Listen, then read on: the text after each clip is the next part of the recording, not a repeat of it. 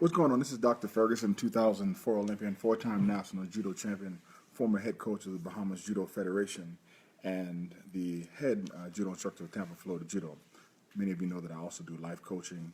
I also do some coaching in terms of marketing, social media, as well as help people in the realm of academia, especially those individuals trying to get to graduate school, complete graduate school dissertations, etc. I want to talk to you about something that's very important in terms of professionalism and in terms of being a quality high level coach. Comparing and contrasting coaches and coaching styles is something that everyone does. Parents do it, athletes do it, other coaches do it. And a lot of parents do it when it's time for them to take their children to someone to be coached. Comparing and contrasting is not a negative thing. We do it all the time. We do it in the grocery store. We do it when we choose a car, house, mate, spouses, etc. We even compare and contrast our children. Not to say that one is better than the other, but it's just a human thing to compare and to contrast. Now, on the sporting side, I want to talk more specifically on the sports of judo or Brazilian jiu-jitsu, if you will. I think that, let me say it like this. I get calls often. I'm a combat sports consultant, so doesn't matter if it's a MMA school, or MMA coach, or MMA fighter, or judo school, judo coach, judo fighter, or somebody in Brazilian jiu-jitsu, or hell, Greco-Roman wrestling, freestyle wrestling. I'm helping out in those areas too. My job is usually to find the gaps or the holes in the particular game, and to come up with some stratagem in order for an individual or a team to move forward or advance from their current ranking or position to where they desire to be or in that particular direction. So what I notice about most people is that they don't understand their current diet, meaning that what you take in every day is part of your diet. If you're on Facebook all the time, if you're on Twitter, if you're watching television, Netflix, Hulu, Amazon, those particular things, then that is your particular diet, okay? If you eat a lot of vegetables and a lot of fruits, then that's your diet. When I talk to people that I coach on the health and wellness side, they say, well, right now I'm not on a diet. And I tell them, yes, you are on a diet, because whatever you are eating, that is your diet.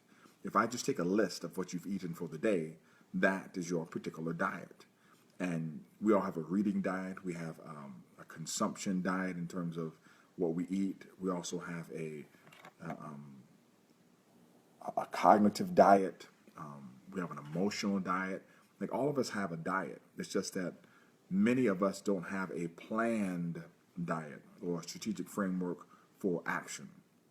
Most of the things that we look at when we look at our diet, we look at them after they've already happened. It's not a proactive stance, but a reactive one. So what I do in most places is I try to get a read on the current direction of the program or the person, and then I ask a lot of questions to find out where the desired end goal or result is, and then we map out a strategic framework for action. So what's the first thing I do? I ask people out the gate, I ask them, what is your philosophical approach for your dojo?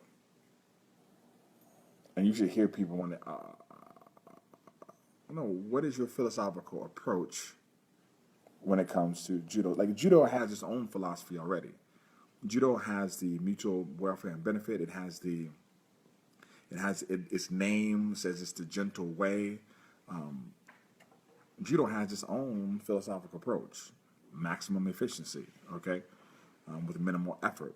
It has its own approach, but the question is that approach a true one, or is that philosophical approach a true one, and can that get you where you want to be? Well, if you have a dojo and you want to teach kata and you want to do things like that, of course you can get away with that. But if your desired end goal or result is something very different, then I'm sure you know that judo is very, very far away from being the gentle way. And it's not about all the time minimum effort and maximum efficiency. Sometimes you have a maximum effort, minimum efficiency, and you still win. And that's okay too, depending on what your goals are. Some people want to win early. Some people don't mind losing early and winning late. Some people want to win right now. Some people want to win a little bit late. It's okay. But you need to understand what your philosophical approach is for your particular dojo. The second thing that you have to understand is, after you look at your philosophy, you need to look at your conceptual framework. Now, why do I say the conceptual framework? Because your conceptual framework is going to guide all the ideas and the conversations that you have with other people. So someone can come to you and talk to you about a series of moves, or you can watch moves during the Olympics, and you got to ask yourself, do those particular things fit within the conceptual framework of my game, of my dojo, of my teaching style, etc.? You have to choose that first. So you go from a macro level, okay, philosophical approach, and then your philosophical approach creates your conceptual framework. And then when you have your conceptual framework, then from that conceptual framework of what you want to do, what you don't want to do, what you feel that you want to do, all those things, your conceptual framework then creates your system, okay? And then after you get your system, which is difficult, you start working your system, chiseling down your system, making sure that your system works. And then what you do is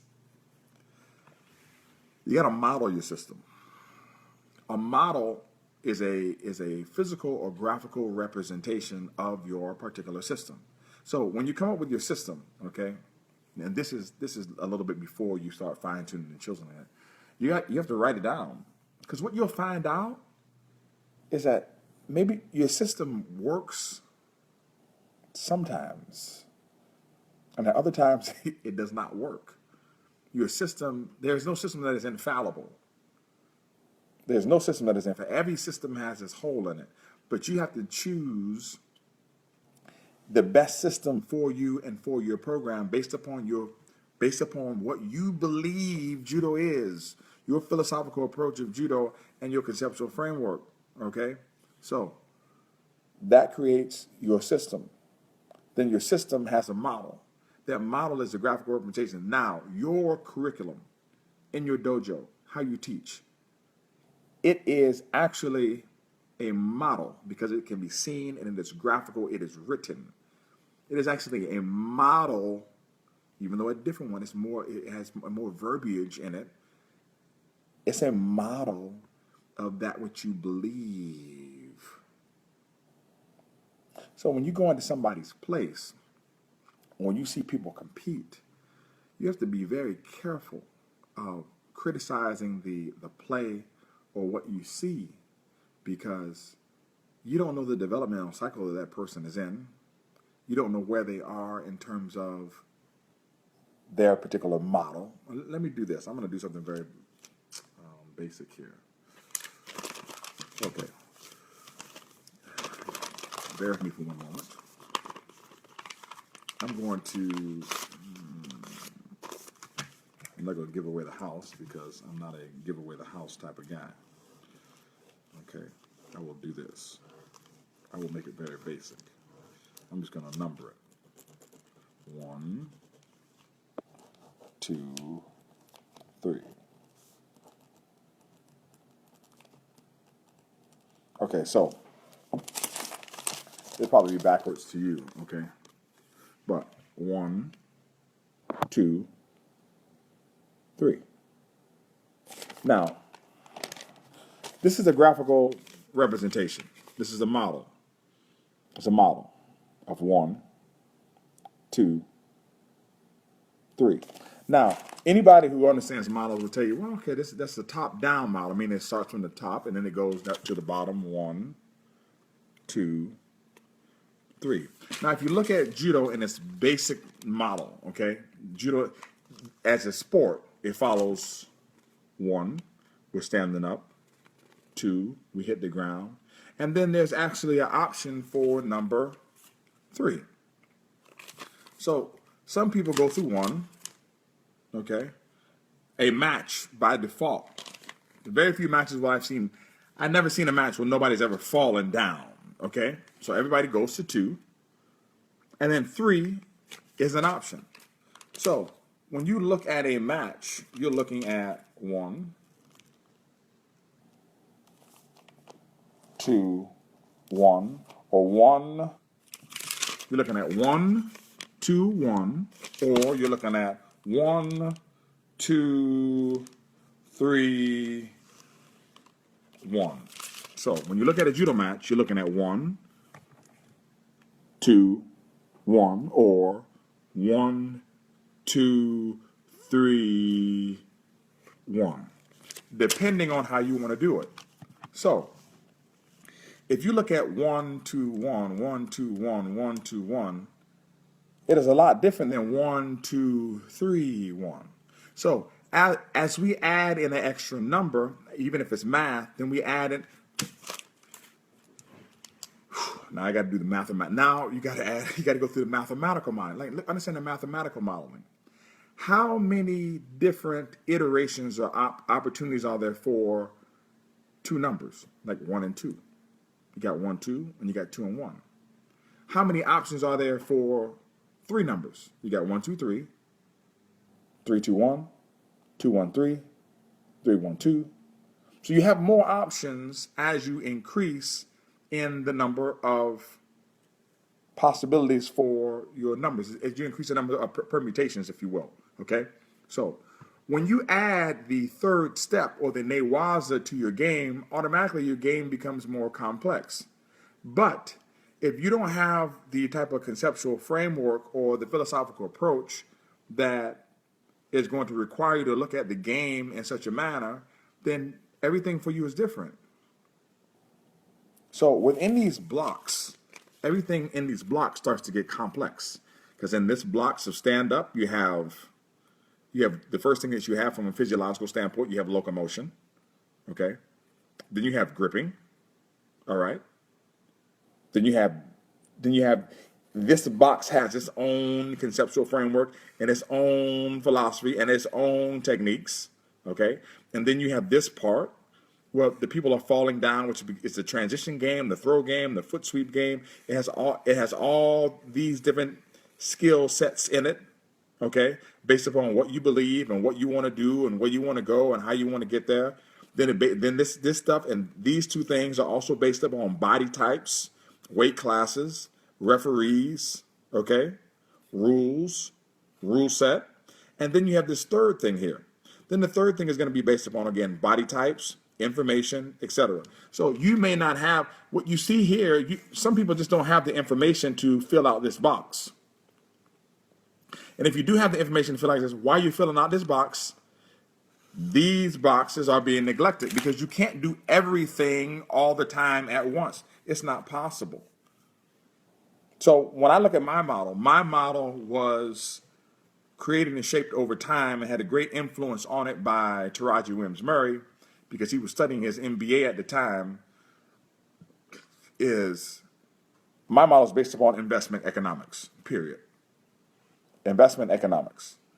I'm not going to go in it mathematically. I'm not going to do those particular things. Those are for people who come down and see me and my clientele, etc., that understand my system and my model and the way that I do things. And it gets really complex. Even in jiu-jitsu, you've seen these people put together these long quality mind maps. And remember, a mind map is necessary, and it's something that I do as well. But a mind map is still a reactive thing.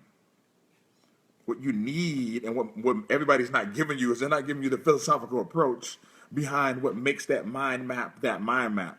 So if you try to just go and grab a piece of that system or go and grab a piece of somebody's triangle system or half guard pass system or sweep system,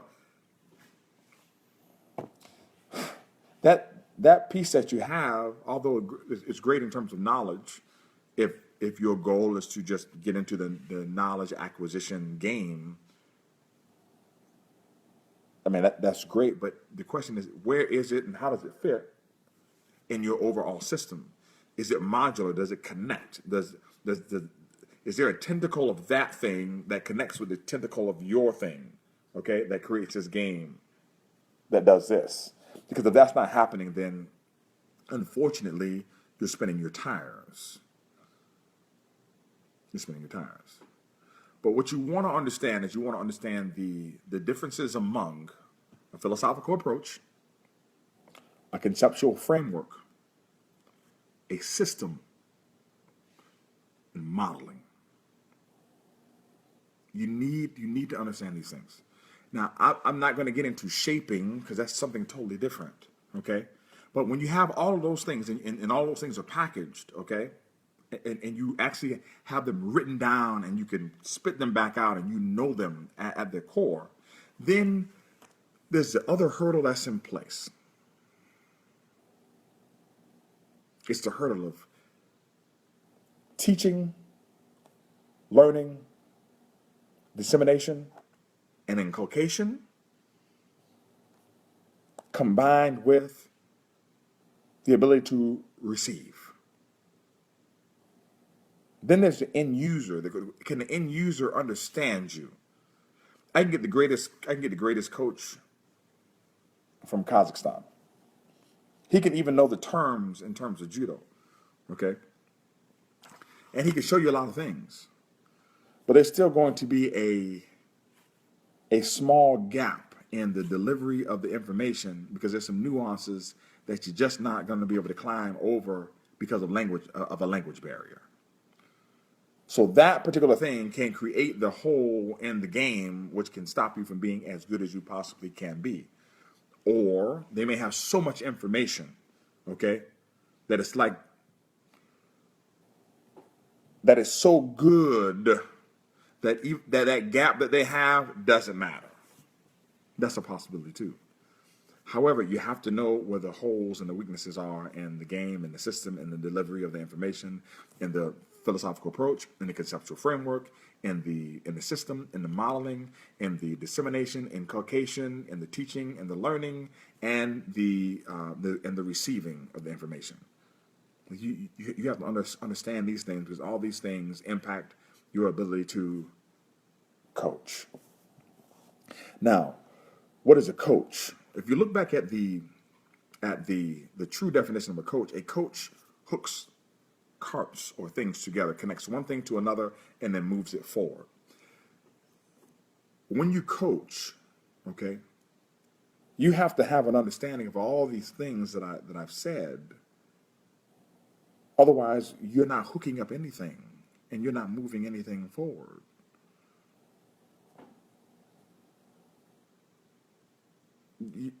You're not hooking up things. When you're not moving things forward. Winning is just one aspect of the total of the total thing, the total game. I don't compete anymore. I'm 41 years old. I'm not doing any masters competitions. But it's still my job to move the information forward, to move the game forward, to move judo forward. It's my job to play on the edges of the game to kind of give a nudge and a push. Other dojo coaches, it's their job to continue to move the game forward. And the best way to do that, man, the best way to do that is to continue to learn. And you don't become a better judo coach by doing more judo. No. There are things outside the realm of judo which are going to help you become a better coach. If nothing else, please do yourself a favor and sit down and write down your philosophical approach when it comes to training. Sit down and write down your conceptual framework, the things that guide the moves and the techniques that you use, and do these particular things. It'll actually help you. You'll see that there are probably certain techniques and moves that you need to go get and learn that fit within your system that you didn't think about before. And then you need to really accept where your system has holes, because every system has holes, every one of them. Señor Delgado, ¿cómo está? Un placer. Every system has holes in it. Mine has holes in it. Now, as I close, I want to say this. All of those particular things have an effect on game planning. I was talking to Sensei Serge boys who are out in Rhode Island. As a matter of fact, yesterday we were talking about the match between our two players. And I told him, I said, at the Junior US Open, I said, I was stuck. I said, because I knew what to do as a former elite player. But from the information that my client has been given up to that particular point of that match, he did not have the information nor the nuances in the game to fight from a certain position in order to win. It was a double sleeve game. And when you fight double sleeves, you got to be aware of how the hands move underneath. You got to be aware if your hands are too high on the lapel or kind of put them down because of the soldes that come right and left. And how you have to turn your elbow. Like there are certain things to that particular game that my client didn't know. And he was trapped in a washing machine cycle of a game that he didn't have the information for. My particular approach to judo doesn't teach those things. Does not lead for me to teach those things of that type of game early. So he didn't know them. But I'm accepting of that. I understand that. I understand it as a weakness. Okay? And the reason why I'm telling you this, I'm going to segue into this part. All those particular things, the modeling, the system, the conceptual framework, all those things are separate and set apart from game planning. Game planning is the implementation of stratagem and tactics in order to implement your philosophical approach on the environment of play. And that has to do with sitting in the chair, coaching from the sidelines, match preparation, scouting reports, referee match manipulation, and all of those things, and the invocation of those things with your overall philosophy. So when people want to know what it is that I do, that's what I do. I'm a fixer, and every fix that I make is not quick. I do have some fixes that can be quick, but some fixes, they're not quick. Some fixes are 5, 7, 10-year fixes. I have some clients I've had.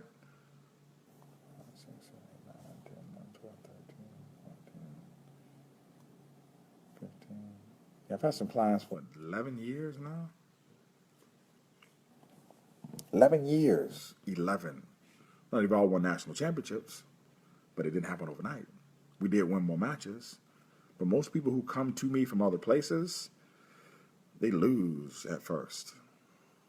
And they want to know why. And I tell them in the beginning, I say, you're going to lose at first. And they say, why? Why am I going to lose? I said, because it's not about judo. I said, you're changing systems. You're trading out one system and putting in another one. And sometimes the systems don't marry.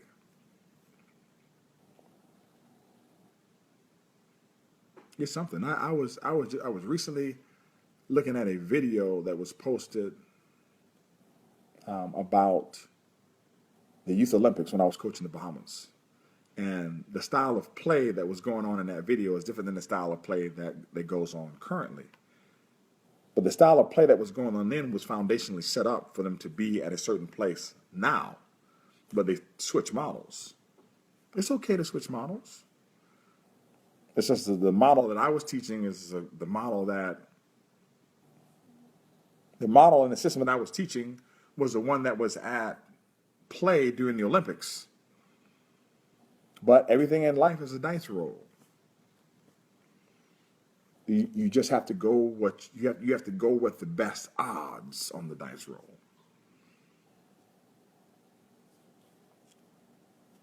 That's it. And when it comes to your career, it's not a bad thing to bet on Ferguson. I'm not the only person that you need, but I'm one of the people that you need. You need a bunch of people. You need a collaborative approach. Don't think that one coach is going to get you to where you need to go. It's not. That's not true. Jimmy Pedro, okay, did not have Christopher Round and myself write the scouting report for Kayla because he could do it by himself. Okay, he did it because he can't do it by himself. And that doesn't mean that Jimmy cannot write the report. Yes, he can write a report. He went to Brown. He was an intelligent dude, Ivy League grad. He can write it. It's only 24 hours in a day. And certain people do certain things well. So we have to do something. He has to do something. His dad has to do something. His Mike Boyle and Paul Susi, his strength and conditioning coach, have to do something. And everybody has to get involved and do something as a collaborative approach. So what you want to do is you want to make sure that you have the best people around for you based upon the conceptual framework that you choose. Once I sat down and chose my thing and my framework, I put the people in place. I put Juan Carlos Santana in place on my strength and conditioning. I put Eddie Lydia in place on the gripping and the strategic work. I put Angelo Ruiz in place when it came to my throwing. He's a 3-time Olympian from Puerto Rico. I put Lloyd Irvin in place in terms of my mat work development when I was getting ready for Olympics. I put all these things in place. And a lot of people looked at my style of play when I was playing judo. Just like I heard people talking about Travis Stevens saying that, oh, Travis doesn't have any judo. And I was like, man, what are you talking about, man? What are you talking about? That's like saying Kayla Harrison doesn't have any stand-up because she beat everybody on the ground at the Olympics. What you're seeing at the Olympic Games, you're seeing people put their best foot forward in terms of game planning, in terms of strategy. That's all you're seeing. And then you're seeing tactics at play. And if the tactics and the strategy are so good, then what you'll see technique. Sometimes you can't. Sometimes you won't even see the technique. You'll just miss it, or you won't see the technique that you want to see because it's just a different environment. So, with that being said, listen, man. I hope you guys have a great day. If you have any questions, feel free to hit me in my inbox and ask me any questions. I got some seminars coming up pretty soon. I think in September I have a scissor sweep seminar, and then I think on September 1st, everything's moving pretty fast. On September 1st, I have a grip and grind coaching program because I try to niche things down a little bit more because the information is just so vast. I'm just going over the grip and grind philosophical approach. And then for those people who want to get in the grip fighting coaching education program, you can go to gripfighting.com. And I think that's it for now. Still got books on Amazon on the scissor sweep and other things about judo. But that's it for right now. If you have any questions, let me see. Any questions? Yeah, Travis Stevens is a beast, Tristan, of course. This is absolutely fantastic. Absolutely fantastic. All right, man. Everybody have a great day. Take care.